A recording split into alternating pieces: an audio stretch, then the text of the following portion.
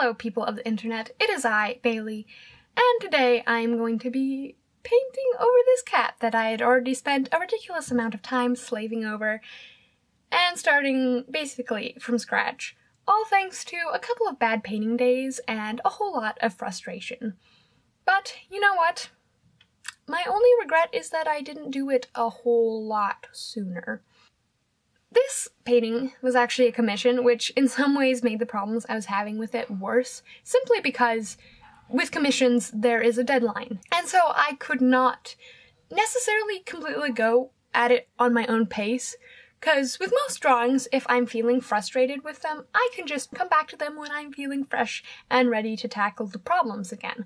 But for this one, even though I did end up taking a few days off of it, basically the only thing it really did for me was push it closer to the deadline and make it a little more stressful to work on, which was definitely not what I wanted.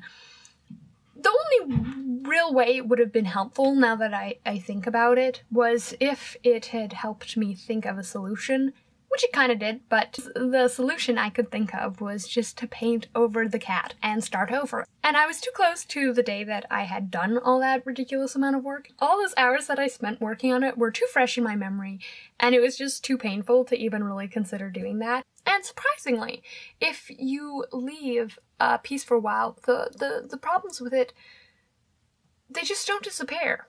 So I was stuck working with the same frustrating things that I was a couple days ago. And the problem with the problems too was they're not just little problems that were frustrating me.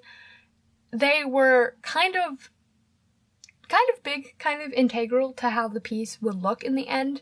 And the biggest one of all was that it looked kind of wonky.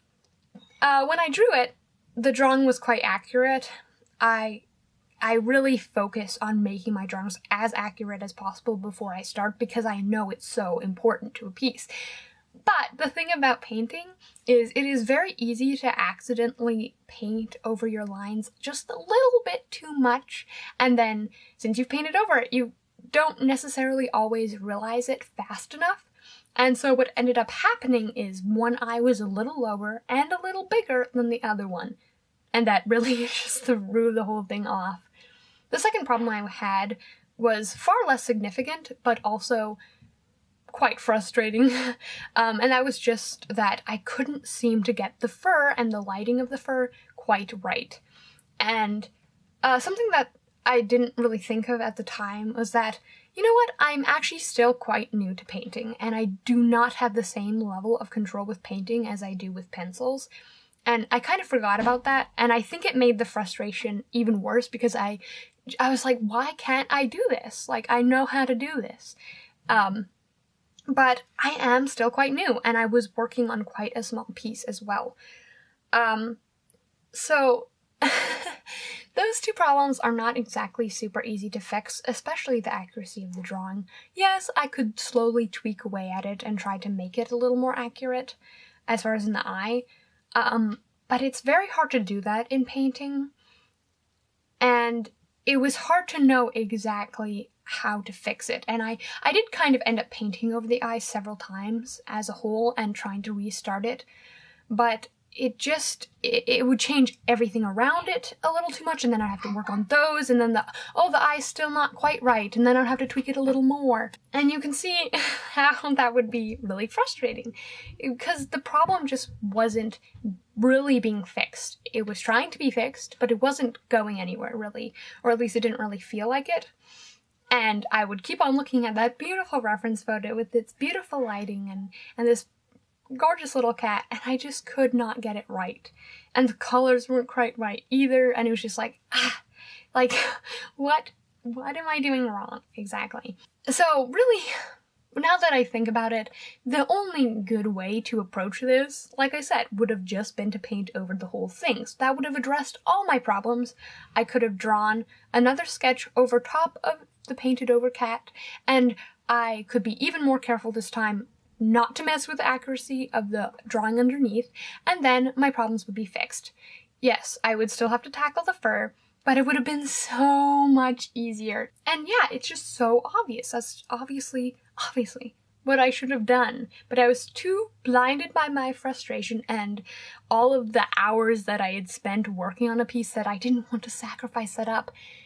But really all I was doing was sacrificing more of my time because I didn't want to sacrifice the other time. Yeah. It was frustrating, like I said, but I think I've learned a lot through this, because I don't normally have to deal with frustration. Like I said, if I ever get frustrated, which is pretty rare, I can step away from a piece and I can either abandon it completely and never let it see the light of day again, or I can come back to it when I feel ready to tackle the problems again, or I have a solution or something. But I think working on this helped me realize maybe the value of letting go of my work sometimes and just, just looking at things from a more objective perspective, if you know what I mean. Another thing I had to do, too, was just realize that I wasn't going to be able to perfectly capture everything I loved about the original reference photo. I feel pretty confident in my skills as a realist. I can get things pretty accurately, but like I said, I'm fairly new to painting, and sometimes there are just pictures and there are just days and there are just certain things that you're never going to get exactly how you envision them.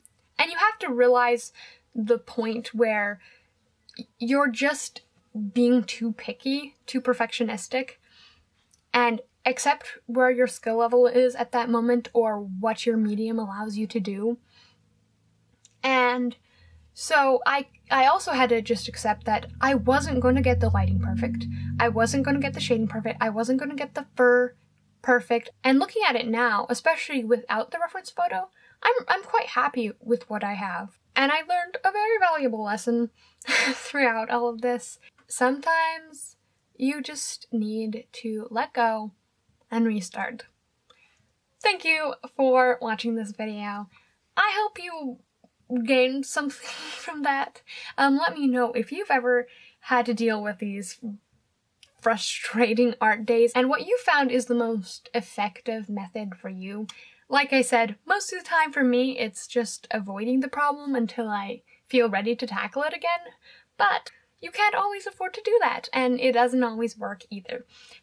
So let me know what you've done before, and I will see you sometime in the future. Goodbye.